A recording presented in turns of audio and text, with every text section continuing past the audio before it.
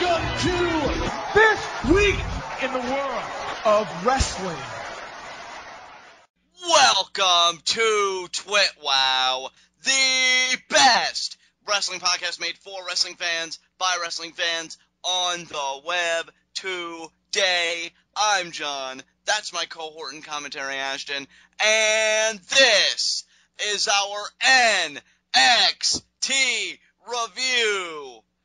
And what a brilliant episode of NXT this was. We got some news stories that seem to be emerging. We had a formal in-ring debut, a phenomenal championship main event, everything you could ask for packed into 1 hour of television. Ashton, what'd you think of it? I'm going to go ahead and say it, John.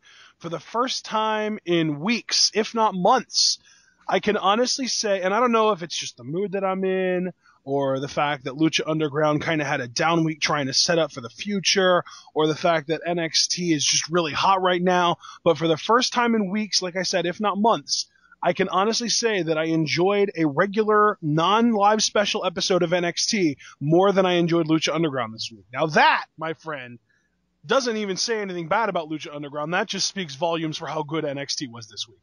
Absolutely. They were on point tonight, and it just continues to prove why Wednesdays have become my favorite day of the week. Yeah, Wednesdays are unprecedented right now. Like, Wednesdays in 2015 might even be better than Mondays in 1998. Yeah, I mean, it really does have that feel, doesn't it? And, I mean, this NXT really punctuated those sentiments. So, I mean, let's get right into it with our first segment, Heat of the Night. And I don't have a single Heat of the Night tonight. I love what NXT is putting in place, and I just really love this show. So what about you, Ashton? Any complaints whatsoever? I don't have any Heats of the Night, but I got to kind of pull the same thing that I pulled with Lucha Underground. I do have a nitpick. Okay. And it's not a creative direction nitpick. It's exclusively a talent nitpick. I don't like Solomon Crow's finisher. I don't like it either. I'm glad you brought up something. I love it. I love that move as just a move in his repertoire, but that does not look like a finisher to me. It does not look like a finisher. It came off to me very weak tonight in his match against Bull Dempsey. I've seen, again, I've had prolonged exposure to Solomon Crowe. It's more of a heelish maneuver. I would have liked had he carried over the stretch muffler. Yeah. And maybe use that as like a submission. Well, from what I understand, he's still using the stretch muffler on house shows or live events or whatever you want to call them. So that's not necessarily out of the question. I just think that needs to be his go-to. Maybe they're just trying to bury Bull Dempsey at this point and make him look so bad that they basically are forced to repackage him. Take him off TV for a while, kind of like what they're doing with Mojo Rawley. Take him off TV for a while and repackage him. And that's not going to be Solomon Crow's go-to finisher, but that was all he needed to beat Bull Dempsey. Right. And, I hope you're right about that, because I know how capable Solomon Crowe is, and if that's what they're resorting to as a finisher, I would have to say that's kind of a shame, because they're not even scratching the surface of his in-ring potential. So hopefully... Dude, and I've even been doing research. This dude makes a stretch muffler look more painful than anyone I've ever seen. And dude, take it from somebody who has seen him apply that stretch muffler countless times. Yeah, it's painful, and it's legit. And the crazy thing is, like, you know how Kyle O'Reilly, when he does his arm bar, it's over when he also grabs the guy's leg? Yeah. With Solomon Crowe, when he does the stretch muffler, it's over when he uses his legs to hook the guy's arms. Yeah. It's painful, man. I've never seen anyone do that with a stretch muffler before. Yeah, he brings the pain with it. I'll tell you that right now. Yeah. And I would love to see him carry that over, because A, it would harken me back to those Force 1 days, for one, and B, it's just an incredibly legit finisher for a guy that size and just that intensity. So I'm glad you brought that up, Ashton, because honestly, it did kind of leave a sour taste in my mouth. Again, it was the pickiest of nits, to kind of echo your sentiments in the Lucha Underground review, but I was like, yeah, that's not going to work for me with Solomon Crowe. So we'll see what happens. Yeah. That being said, though, you said you didn't have any heats of the night or anything like that? No, nothing at all. All right, let's get going. All right, let us get right into our NXT review, and we get a recap from the events of the preceding week. mainly Alex Riley being attacked by Kevin Owens and hyping all that up. And then we cut to an opening with, in Regal's office, it's William Regal and Alex Riley. And Alex Riley's pretty much saying, Regal, we got to do something about this. I want Kevin Owens. I want a piece of Kevin Owens, and I want it tonight. And Regal, being the level-headed manager that he is, and I continue to love William Regal's presence on NXT, he says, I can understand where you're coming from, but you can't be a commentator and a competitor. You've got to pick one. You've got to make a choice. And I love this here, Ashton, because I was thinking in the back of my mind, don't you do this. Don't you forsake continuity again. And they remembered, because Alex Riley was getting ready to say, you did it.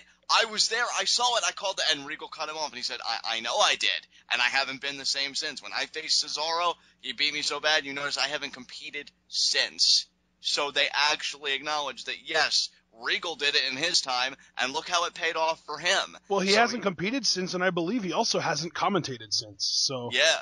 He's kind of trying to get across the point that if you don't pick one or the other, you're going to end up doing neither. Exactly. So he's telling Alex Riley, look, you've got to make a choice. And or you could just end up as GM, which is kind of above everyone. Yeah, pretty much. But I don't think Riley has the experience. Although then again, Brad Maddox has been Raw GM. I don't know. Let's not dive down that rabbit hole. Yeah, because we'll never come out. But more importantly, Alex Riley comes out of this just saying, all right, so not making a definitive stance one way or another. But that was basically his way of saying, all right, fine, I guess that I can live as long as I get to keep my job on commentary. Exactly. So I really do like that, though. I mean, they're actually building something around Alex Riley, and I know I haven't been the biggest fan of his, but it's intriguing to see what they're doing with him, and that intrigue would only grow throughout the night, but we'll get to that later. Is there anything you want to say about this opener, Ashton? It's so funny to me because when he was on FCW, I loved Alex Riley. I was one of the people saying, why is this guy not on the main roster yet? He's so good. He's so charismatic. He's such a great natural heel. Get him on the main roster. And then he shows up on the main roster as the Miz's lackey, and that was great. And then he breaks up with the Miz, and he turns babyface, and he just hasn't been the same since he turned babyface. And I remember you were high on Alex Riley. Like, when I met, that was probably one of our earliest conversations when I met you, because Alex Riley got brought up, and you talked about his FCW days and all the potential this kid had and everything else. And we can consider this, I guess, Riley's second chance. So at least the start of something, because again, what happened, later in the night was definitely very interesting. So who knows? I know he's been doing on social media this whole Free Riley campaign. Could it Which be is finally just silly? Yeah, but could it be finally bearing fruit? I mean, well, that'll be up for you guys to decide. But anyway, unless the Free Riley gimmick is really corny guy who makes terrible photoshops of himself, I don't think it's going to work. Well, we'll just have to wait and see. But is there anything else you want to say about this segment? Absolutely not. All right, well, we go from that to, I believe, our first contest being Adam Rose versus Tyler Breeze, if I'm not mistaken. Yes, indeed. Yeah, and it was great to see Adam Rose back in NXT, really baby-facing it up. So it's not like he's carrying over any of the stuff from the main roster. He's got the rosebuds, he's in a good mood. I think a small welcome back chant may have broken out, because NXT crowds are just amazing like that. Then Tyler Breeze comes out, he does his awesome stuff. And, yeah, you know what, this is a fun opener. Adam Rose got all of his old school maneuvers in from, like, the rolls that he does, kind of psych his opponent out. He did the little foot thing where he goes, like, in between the ropes and he kind of kicks up to kind of keep people at bay. So, it was great seeing him in that kind of form. I thought these two had a nice back-and-forth matchup. In the end, though, Rose gets Breeze in the corner. He does the slice in the corner, and then he's going to follow up with something, but before he can, Breeze gets the beauty shot. Yep. And I love the suddenness of the maneuver. And then Breeze hooks the leg, and he gets the win. So it wasn't like this really long, drawn-out, like, technical bout. But you know what? It was longer than what Adam Rose mostly does on the main roster.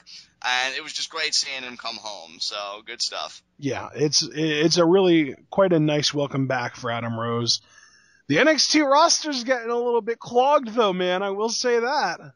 Absolutely. Especially if Rose is kind of back on NXT as kind of in that same role as Emma, where he's back. Yeah, and speaking of her, I mean, I can't wait to talk about her later, but yeah, Adam Rose coming back. So it seems like NXT's got this, like, influx a talent now, and it'll be interesting to see like how they manage it all, because you know they have that rotation philosophy. That's one of the big things that we've been praising them on from the beginning. Yeah. And yeah, now the rotation, it's got more options to use, but always be careful about what cards you have in hand. It's going to be very interesting to see how they're all played. But anything you want to say about this opening bout?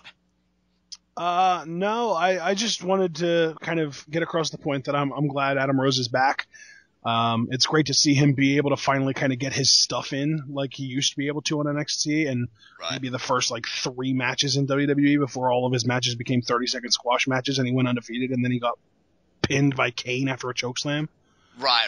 On a random episode of SmackDown for no reason, and ever since then he's been jobbing. So, yeah, to say I'm a little bit salty about the way Adam Rose has been treated is sort of an understatement. Sentiments entirely echoed there, my friend. It's great to see Adam Rose back in a place where at least he'll be treated with the respect that a gimmick like this deserves to be given. And, you know, it's not even like winning matches or this and that, but it's just having matches, period. Not, come in, get caught in a roll-up of death or something, lose, and then take it out on the Rosebuds. Which, by the way, there was a hilarious post-match where Briggs, grabbed his selfie stick, and I think the Rosebuds were kind of admiring how gorgeous he is, and I can't say I blame them. But he was actually keeping them at bay. No, John, they were dancing. They were dancing, but I don't know. One girl made kind of a motion to her face and kind of mouthed the word gorgeous. I don't know if they were also admiring him, maybe. But well, I mean, they probably just wanted him to join them. Probably. They wanted him to dance with them, but he doesn't want to sweat. Yeah, that's such a Breezism too. But yeah, he's keeping him at bay with the selfie stick. No presence from Hideo Itami though. I think that feud might just be over. Hideo won. I guess so. I don't know. Flawless victory. And where is Marcus Louis? I don't know. I don't like that storyline basically got dropped. I hate loose ends. I either start a story and commit to it even if it's bad, or just throw it in the trash. But when you start something, I think, really in wrestling more than anything else, it irks me when it goes unresolved. It really does. But we'll see. I'm giving NXT the benefit of the doubt that we haven't seen the last of Marcus Louis, or potentially Hideo Itami. But in which case, as you said, flawless victory. Yeah. He pretty much destroyed Tyler Breeze in their feud, if you want to even call it a feud. I mean, 3-0, really? Yeah, really. Clean sweep. But after that, you don't have anything else you want to say, right? No. After that, didn't we get Alexa Bliss backstage? Wasn't that next? Yes. No, we got Cass, Enzo, and Carmella backstage first. Okay, my apologies. So we do Cass get that. and Enzo, they were talking crap about Blake and Murphy because Blake and Murphy stepped to Carmella. Well, I do have to correct you there. They didn't even reference Buddy Murphy by name. They just said that Australian guy. So yeah, that's Buddy true. Murphy. Yeah. And they called Wesley Blake a frosted flake. So, channeling their inner Walt Whitmans, I guess, being these amazing poets. But yeah, pretty much saying that they are going to become number 1 contenders to the NXT Tag Team Champions, and then they're gonna beat the bacon right off their backs. And yeah, so classic Enzo and Cass with a little bit of Carmella mixed in, saying, you need to beat these guys. I would still love the idea of Carmella turning on these guys when it comes title time and helping Blake and Murphy retain. I don't know. Those guys are already a complete tag team, don't get me wrong, but a valet I think would be a nice cherry on top, so to speak. So I can dig it. Yeah, I kind of feel like the whole Carmella throwing up in her mouth thing maybe puts the idea of her joining them out of contention. Maybe a little. Maybe, but then again, but she could just be deceiving them, so I don't know. Exactly, deception is a very common thing. Gotta keep up appearances with the guys that you're hanging out with, so they don't suspect anything, right? Exactly. But then does Alexa Bliss come out of this, or what comes next? Yeah, next is Alexa Bliss. Okay, yes, because we do see her, and the only reason I really had her on my mind is because I know you've been bringing her up when we've had discussed the NXT women, and you're thinking, could she be the next number 1 contender? Because it's a very interesting pool right now. And she talks about, after my matches with Sasha Banks, she really messed up my nose, so I had to go heal physically and mentally. That's right. When you get in the ring with Sasha Banks, prepare to be traumatized. And she says, tonight is a very big night because Sasha Banks is defending her NXT Women's Championship against Charlotte in the main event. And she says, whether Sasha retains or not, I'm gunning for her, and it's time that somebody showed the boss who's really in charge. And I think you retorted, still Sasha. So, yeah, not bad from Bliss. It'll be interesting to see, I don't know if she brings anything new to her game upon her formal in-ring return, but I think this does kind of lend credence to the idea, and once again, Ash, I don't know if you got a crystal ball under your shirt or something or whatever, but you've been saying Alexa Bliss gunning for that championship, and it just seems like it's coming to pass. Yep, I'm telling you, man, she's one of Triple H's hand-picked people. That's true, that WrestleMania 30 entrance, though. Yep, I'm telling you, that's going to be the Mount Rushmore of WWE women in the next 5 years. She got the privilege of disrobing him at WrestleMania, and she may get the privilege of facing the NXT Women's Champion for the gold in the future. We'll have to wait and see. Well, those two things don't relate to each other at all. Exactly. But what came after this? Blake and Murphy versus Shoot Nation, baby. Sawyer, Fulton, and Angelo, Dawkins. Yep. And what can you really say here? I mean, Sawyer Fulton did a nice waistlock, takedown. I believe that was on Blake, and he was doing a lot. I actually kind of liked Sawyer Fulton's work here. He did a really good job of really kind of translating the amateur wrestling style to pro wrestling. Yeah, definitely. And I think we'll really be able, I mean, don't get me wrong, these guys are two aspects of Shoot Nation, but I think when Jason Jordan formally responds and Chad Gable reemerges, then these guys will really feel like a unit. Until then, it just feels like all these disconnected parts. But still, not bad. Murphy gets the tag at one point, and so does Angelo Dawkins, and I liked Angelo Dawkins here. He got some really nice right hands, but he took his eye off the ball, I should say, for 1 second, and he turns around, and Buddy Murphy gets like a calf kick in the face, which was nice, and then he tags Blake back in, and he does that deadlift suplex kind of running in the right area, and then from halfway across the ring, Blake goes off the top rope, connects with the frog splash, and that's how Blake and Murphy get the win. Awesome. I don't even know what to say. I don't want to say awesome match, because like the match was short, but I just love these guys. Blake and Murphy are so good. I think that their match was the most underrated match of the night at NXT TakeOver Rival, because there were 2 botches early on, and apparently that's enough to ruin an entire match for some people. I know. I won't even get started on that, but what I will say is, I've got to be honest, I feel like Blake and Murphy are probably one of the best package tag teams I've seen in some time. And don't get me wrong, I love the Lucha Dragons, and I think they're going to set the world on fire, but I love the look of Blake and Murphy. I love the music. I love the dynamic. And you know how you always like quote JR about maximizing minutes? Yeah.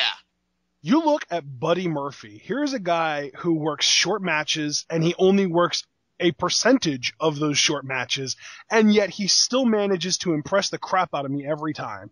The freaking spinning heel kick with the kip up afterwards? Are you kidding me? He's a freak, dude. He's a freak. I mean, if this team ever breaks up, which you have to imagine that is a fate for most tag teams, Murphy, I think, would kill it in singles. I really do. I think he's got... I mean, think about it this way. Let's just put it this way, as far as versatility goes. He did a spinning heel kick and then kipped up. So right there, you already know the dude is a freakish level athlete. But then, no more than 10 seconds later, he does a deadlift vertical suplex. Yeah, I'm telling you, the guy is a freak, without question. To quote JR, the man's badass. Yeah, absolutely. And as far as teams go, I just love the look of Blake and Murphy. They feel like they're a legitimate tag team. And yeah, I could say that about the Lucha Dragons too, but it's like with Blake and Murphy, it's like those two belong together as a team in that ring. And I can't really remember the last time I said that, because even like the Usos, yeah, I get it, they're related, they're twins or something, blah, blah, blah. But, with Blake and Murphy, it's like they just got that X factor for me, man. I gravitate to these guys, and it's really cool. Really love these guys. So yeah, they get the win, and is this the point where we see Charlotte and Bayley backstage, or was that a little later in the show? Yes, it is. Okay, because this was interesting. This was definitely one of the more intriguing segments of the night. Definitely, because you have Charlotte and Bayley kind of, chumming around backstage, and Bayley says, hey, I know we haven't been the best friends lately, but I do want to wish you good luck in your match tonight. And Charlotte just stops her and she says, Sasha's going to be the one that needs the luck. And she walks up, and Bayley just kind of throws her arms up like, well, I tried. But then Emma emerges, and I had this sneaking feeling, and I think it's all really but confirmed here, because she emerges, and Bayley's like so excited to see her, and she's like, you know, what are you doing later? And they're like exchanging pleasantries, and then Bayley's like, well, do you want to go turn on the bubble machine, you know, dance like old times? And Emma's like, no, not really, no. And you could tell like something's off.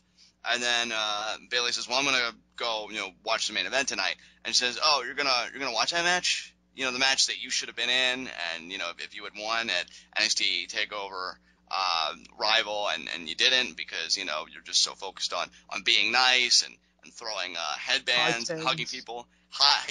What was that? High fives? High tens, and all that stuff. And he said, hey, you know, I did that on Raw. Tried being nice, and look what that got me. Right back here on NXT. Yeah. And, like, you could just tell, like, she's just probably boiling inside. Salty. Yeah, really bitter. Uh-huh. And she says, just something to think about, and she walks off. So, I don't know. Got problems in my relationship. Ashton Emma's not happy with her work situation. But, you know what? I'm intrigued by this. I feel like, because here's my thing.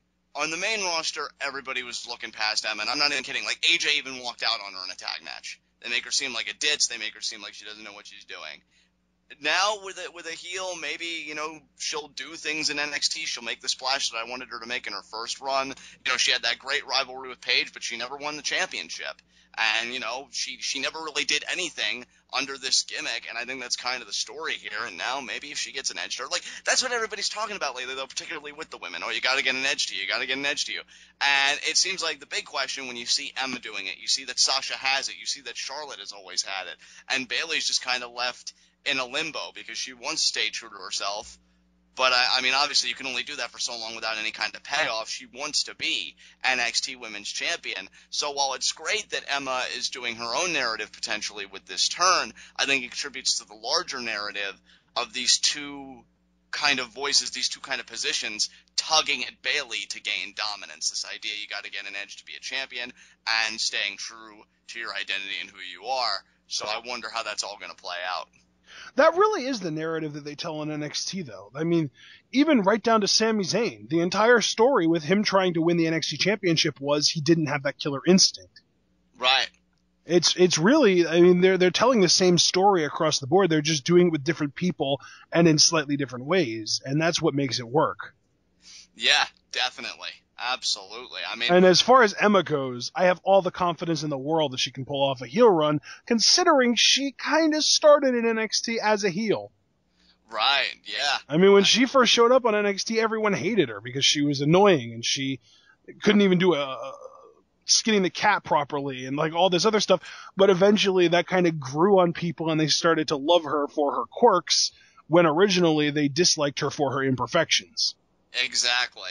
Beautifully said, but you know what? I think if Alexa Bliss is next in line, once Sasha Banks, you know, gets past her, because nobody stops the boss. Nobody. The floodgates are going to open, I think, with contenders. I could see Becky Lynch reemerging. You know, I could see Bayley maybe finding her way back, but mainly, yeah, Emma, I would have to say, is kind of up there now. If this edge kind of pays off, and, you know, we see this different Emma, and she racks up wins, because that's what they always emphasize. Ain't going to get anywhere until you get some wins under your belt first. So, yeah, I really enjoyed this segment, and I'm intrigued to see where Emma, and more importantly, Bayley, because, you know, she's still in that conflict. Everybody's still kind of scrutinizing her, like, what are you going to do? So, what is she going to do? That question remains. Yeah. We shall see. Absolutely. So, after this, do we get Bull Dempsey versus Solomon Crowe next? You're so unsure about everything. Up next, we actually got a Rhyno video package where they kind of recapped everything that he's done so far in NXT. Yeah, there you go. But then after that, we got Baron Corbin versus Tony Briggs. Oh, that's right. Baron Corbin's usual sacrifice. He was due. Yeah, Tony Briggs. And I'm going to be honest with you, John. This was almost a nitpick for me. Why was that? Because Tony Briggs lasted longer than, well, not longer, but lasted an equal amount of time to other guys that are maybe more established. Because I know the crowd did the countdown, but no, John, no, it has nothing to do with that. Oh. It's the Ryback factor. Baron Corbin has already beaten Bull Dempsey. He's already taken Adrian Neville to the limit. Why is he going back down the ladder to face this scrub? I mean, he's a nobody. He's no name as far as NXT goes. So why is Baron Corbin wasting his time with him? Okay. I mean, you had the same complaint about Ryback after the first couple of months of him squashing jobbers. Yeah, that's true. And you were starting to complain about the Ascension doing it too. Yeah. I mean, I think, after you beat, and I hate to call Bull Dempsey an established guy, but he definitely has more credibility than, as you said, the scrubs that they do bring in. I mean, come on, give Bull Dempsey somebody else. Just the idea that you go to a no-name of Tony Briggs doesn't make any sense to me. I would have loved, I should say, if him and Kevin Owens locked eyes, and the only reason I bring that up is because Kevin Owens actually does emerge in this segment behind Alex Riley. Just hovering over him. And that's really the only noteworthy thing, because you can imagine how the Baron Corbin-Tony Briggs match ended. I mean, obviously nothing too captivating. But, yeah, I mean, this is the real story here. Kevin Owens is just looming over Alex Riley, and Jason Everett's like, come on, Alex, you got a family, you don't want to do this, keep focused. Remember your conversation with Mr. Regal. And, that goes on. Then Baron Corbin, does win his match after end of days, but Kevin Owens sticks around because he takes a bottle of water from Alex Riley, drinks a little bit of it because he's getting a little parched just standing there, and he pours the remainder of it on Riley's head. Riley gets up, and he's just infuriated. He's just like, no, that's it. I'm sick of your crap. I want a piece of you right now. Jason Albert restrains him and just again keeps reiterating, come on, you have a family, don't do this. And Ronald's like, get off of me. And you can tell, like, he just does not care. And he just wants a piece of Kevin Owens. Kevin Owens, though, I love it because no fear registers in his face, no surprise, no anything, just complete blankness on his face. Just, what are you going to do about it? You're going to do nothing. That's what you're going to do. And then he turns around, facing his back to Riley, and he walks off without a care in the world. Kevin Owens is the best heel going right now, period. Yeah, definitely. After that, it was the CJ Parker, right, cutaway with William Regal, because Parker's then complaining that, come on, it wasn't fair, man. I was just talking and he jumped me from behind. And then, him and Regal are having this conversation. Then Riley bursts in and said, I'm sick of this crap. Did you see what happened? And I love Regal's reaction because, no, he was talking to me. What happened? And then Riley's like, Kevin Owens is running roughshod around here, and I'm sick of it. I want him. That's it. I want to be a competitor. I've made my decision. And Regal's like, that's right. That's all right. I respect your decision, but you have to sign a talent contract. And then Riley says, that's fine. Then you see CJ Parker starts to laugh. And Riley says, what's so funny? He says, come on, you and Kevin Owens, seriously? I mean, there's only one person that ever actually did anything to him, and it was me. I mean, have you seen that scar on his nose? I love that they reference that. I know, it's so good. Continuity. It's so refreshing, isn't it? But yeah, then Riley just says, no, actually, it's Regal that says, you'll get Kevin Owens when I feel you're ready. Yeah, when I feel you're ready. And I love that because, to me, they could have gone the more traditional route when a babyface is being picked on by a much stronger, just all-around better heel in that sense of the word. And they could just say, well, no, now I'm standing up for myself, and they could get squashed. But under Regal's watchful eye, this match now has the potential to mean something. Because if we're going by Regal's barometer, by the time that Riley is ready, he'll at least have somewhat of a chance against Kevin Owens and not be completely decimated. At least that's my feeling. Yep. So I actually like that they're going that route. And then Riley says, that's fine, but next week, I'm starting with you, and I'm kicking your ass. And he leaves. So Riley's pretty hot. And I'm actually intrigued where this will go. And yeah, CJ Parker, will you ever learn? Will he ever stop being entertaining is the better question. I love it, too, because he's just airing those grievances. And I thought, where's this going? And then he just happened to cross paths with Riley and just all over from there, man. But after that, do we get our Sami Zayn video package or our... Well, I mean, technically the Sami Zayn video package was in between the Owens confronting Riley thing and then Riley going after Regal. Right. So we can just talk about it now. Yeah, I mean, He feels like the landscape at NXT is changing dramatically and in a hurry. Talking about new faces, we got returns, new number one contender, new champions, and then he brings up Kevin Owens. He apologizes for not being there, but at the time of the taping, it was March 1st, and that it was his 13-year anniversary of being in this business, and that he says that for the first time in 13 years, he feels as though he is not mentally prepared to be there, and that this whole decade-plus journey with Kevin Owens has got to come to an end sometime, and that he is... did he say something about when he was going to be back? He said that he was going to go back and watch the footage from TakeOver Rival, and maybe then he'll find the words to say what he's going to do to Kevin Owens when he comes back. Come on, Sammy. It's been almost a month and you still haven't watched that thing. I love, though, that it just really makes it seem like, it was such a mental defeat and outright slaughter for Sami Zayn. And more importantly, in the grander scheme of things, I love that Kevin Owens is such a marked man. Like, I feel like when you really are a great heel and you just project all this hate, like, everybody should want to beat the crap out of you. And that's what Kevin Owens has, because you have Riley who wants to beat the crap out of him from a personal standpoint. Finn Balor wants to do it because he's the number one contender and he's gunning for the gold. And Sami Zayn's kind of a fusion of those two desires. I mean, there's that personal element there, but obviously he also has on his mind regaining his NXT championship. So I love that all these guys just want to beat the living crap out of Kevin Owens. Yep. It's great. Yep. All right, we go from that to Solomon Crowe versus Bull Dempsey. And, I mean, you kind of talked a little bit about how this match ended in your nitpick. And really, outside of that, Bull Dempsey was in control for most of this thing. Yeah, I do like the psychology that went into this match, though. Yeah, definitely. I mean, I could appreciate that. I mean, Solomon Crowe had to consistently really fight up from Bull Dempsey. Bull Dempsey was really imposing his will in this thing. But he made a mistake. He did that move where he kind of, just collides with his opponent, against the ropes. And then he goes on the top rope, goes for the headbutt, but Crowe moves out of the way.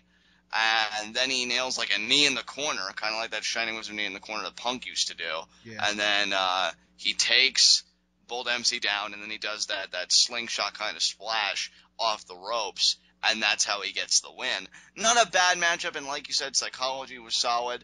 I'm just waiting. I love the psychology, though, behind Crowe trying to slam Dempsey. Yeah, that was good. That was really nice. At first, he picked him up, and he just could not sustain the weight, so Dempsey ended up kind of squishing him, fell right onto his chest, and tried to pin him there. But then later on in the match, he started to kind of be... getting his comeback and starting to hulk up a little bit, and he ended up doing the scoop slam pretty much effortlessly. And I just love that they built up to that, and they actually had a meaningful spot inside of this match that wasn't the finisher. Yeah, definitely. I completely agree with you there. I thought it was a nice little sequence they had. I almost would have preferred it, knowing how bad or how much I personally dislike Solomon Crowe's finisher. I almost would have preferred it if they would have just ended the match there. He does the scoop slam, and that's it. Pinball, it's over. Honestly, I feel like that would have even been a better setup for the splash anyway than how he did set it up, to be honest. Like, if you the setup, didn't he just do the running knee and then like a forearm shot? Yeah, and then it just took Bull down. And again, it had that problem of, look at that positioning, but, I digress. But still not bad. I liked Solomon Crowe's entrance too, by the way. It was full of energy, and it was definitely unique. It was kind of pounding on the apron a little bit because that like video screen kind of keeping in line, I guess, the gimmick. And it's great packaging, great vibe. But still would like to see a little bit more depth in that repertoire. But his first opponent was Bull freaking Dempsey. I mean, you're not really going to get much. And if the finisher could be altered, I mean, that would be just perfection. But I'm not holding my breath. But good job for Solomon Crowe here. Yes. All right. And then after that, you know it's coming. We get our main event of the evening, the NXT Women's Champion. Oh, actually, though, before that, have to pull back just a bit, because we get an announcement that Wednesday, March 25th, is going to be the date that Finn Balor takes on Kevin Owens. And they're calling it NXT The Next Generation. Very interesting. Which I found extremely curious because are they ripping off Star Trek? Maybe. Or was it Star Trek? Yeah, it was Star Trek. Okay. Yeah. Maybe they are, man. Who knows? But yeah, I just wanted to point out that we do have a date now for this confrontation. So it's still got quite a ways to go for build, which I like. And yeah, it should be a great one. But now I can say confidently, we have our main event, NXT Women's Championship, Charlotte versus Sasha Banks. What a brilliant main event this was. These two women are absolutely incredible. Hats off to the crowd for being so invested in this thing. Yes. With all the chants they did. They did so many different chants, all just so wonderful, each one better than the next. But the one word that I think is going to really dominate my review of this match, psychology. Yes. The psychology in this match was insanity on both ends, and that's what I love about it, because honestly, and maybe it's just me, Ashton, and maybe because I always feel you're the more observant between the two of us, and I don't have any problem saying that, and I'm definitely far more aloof about some things, but my problem generally with psychology, it's great to see in a match, but it always seems so one-sided, like only one guy is really bringing the psychology to the party. Here, both women did, and I love that so much, because they both had their guns, they both had their bullets in the chamber, which one was going to win out, because you had Charlotte working over the leg of Sasha, and you had Sasha working over the back of Charlotte, and I really have to give Charlotte this compliment too. When Sasha was working over her back, her facial expression, she looked like she was in agony to me. Yes. Like, after Sasha locked in and ended up needing to break the bank statement the second time, because she went for it fairly early in the match, but after the second time that she went for it and had to break it, Charlotte looked absolutely petrified. Yeah, like gasping for air. Her face looked so red to me, like how many Well, more I mean, rounds like can she I go? literally looked scared. Like she had a look on her face like she had just seen a ghost. She looked horrified. Right, yeah. Absolutely. And I think that almost tells an even better story, because then it's like, oh my God, she really is this good. I don't know if I can do this. Yeah, it's that doubt that creeps in when you have somebody that is so dominant, because Sasha was vicious in this thing. Yep. And I really appreciate that, because I would have equally appreciated, I think, if it was equal footing, these two great athletes, whatever. I mean, I love the start of it when Charlotte's like, you going to lock up or what? Even Sasha got a funny line, because you could tell Charlotte was ready to go. And Sasha's like, whoa, slow down. It's just so good. But then to see Sasha be so methodical and slow down the pace and be in complete control, it was like she was bending the match at her will and her whims. And there's something about that, and you could see Charlotte acknowledging that through her body language, that just really made this match a work of art. And the reason I'm extolling that much praise is because, again, we know what the current wrestling culture is, particularly on the main roster, with the women. You had, what was it, Ashton? Rolling Stone magazine recently covered the NXT women, saying the NXT women go to work because they're given time. And it's matches like this that are why the AV Club highlighted NXT and gave a shout out to the women, even called Sasha Banks one of the top 5 pro wrestlers today, and had the Rolling Stone give these guys a write-up, because this match was just on point in every regard. But don't take it from me. I mean, Ashton, what'd you think of it, man? This match? Yeah. It was amazing. Yeah. I mean, first of all, even if the match itself wasn't as amazing as it was, this crowd was amazing. I mean, we had a completely right down the middle split crowd. There were, let's go Sasha, let's go Charlotte, let's go. It was just back and forth. And at one point we had, Sasha's ratchet. No, she's not. This crowd loved both of these women so much. And I loved this crowd because of that. And then you have Charlotte's facial expressions and her psychology. Charlotte hit a freaking spear at one point, and the crowd started chanting better than Reigns. And then she did a figure 4 on the post, and we got "This is Wrestling" chants. This match was awesome, and it deserved every bit of the main event that it was. Absolutely. You and I were even asking in our last NXT review, please please let this be the main event because we felt like it was so worthy of it. And, you know, it feels good to be validated this way. And hell, if I'm saying that, imagine how the two women going to the back after this match was over. I must be feeling. Just absolutely phenomenal effort. I love it, too, because they gave a wink to their last one-on-one encounter at the last – what was the last takeover before Rival? Was it Revolution? R-Evolution. That's right. And, yeah, they gave a little wink to that because Charlotte was going to go for the natural selection from the top rope. And Sasha yanks her off. She saw it coming. She grabbed the rope so that she wouldn't go down with it. Yeah, she grabbed the rope. And that's the second time. And see, I love that. I love the story they told here of how well they know each other, because that was the second big moment that Sasha really knew Charlotte. The first being when she does her moonsault but doesn't connect with it and then tries to go in for the senton. Yep. And Sasha got the knees up. So I love that, man. I was even asking for it, and I'm like, oh, please don't hit it, because that's going to make me groan a little bit. And when she got the knees up, I'm like, yeah, have that scouted. So that was really cool that she hung onto the rope, too. And then she kind of, like, packaged her up, folded her up, I should say, and got her feet on the ropes. And the referee didn't see it, counted to 3. So Sasha retains the NXT Women's Championship. Man, it feels great to say that. And what a contest, man. I mean, the women are just owning NXT. No wonder Brie Bella said that she wouldn't want to come up to the main roster if she was an NXT wrestler, because you get time and you get these stories and you get the main event spot. Just, oh my God, so good. I love it, man. I love it. It's awesome. All right, time for high spots and low shots. All right, I'll get right into it, man. My low shot, I'm gonna say, is Sawyer, Fulton, and Angelo Dawkins. Oh. I mean, you're this new team. You have a chance to really make a splash in the division. Blake and Murphy have welcomed all comers, and so far, I mean, they're backing their words up. I mean, they took Dawkins and Fulton. I mean, and they beat them, and the 1-2-3. So yeah, not a good start. They're the champions. Yeah, but still, I mean, you only get so many chances to. Well, you only get one chance. You had the worst night because you lost to the best tag team. Hey, that's my choice, man. I'm sticking with it. So who's your low shot? I know, I'm just poking fun. My low shot is Alex Riley because he got taunted, he got water poured on him, he got held back by Jason Alber, and then he lost his job at the desk.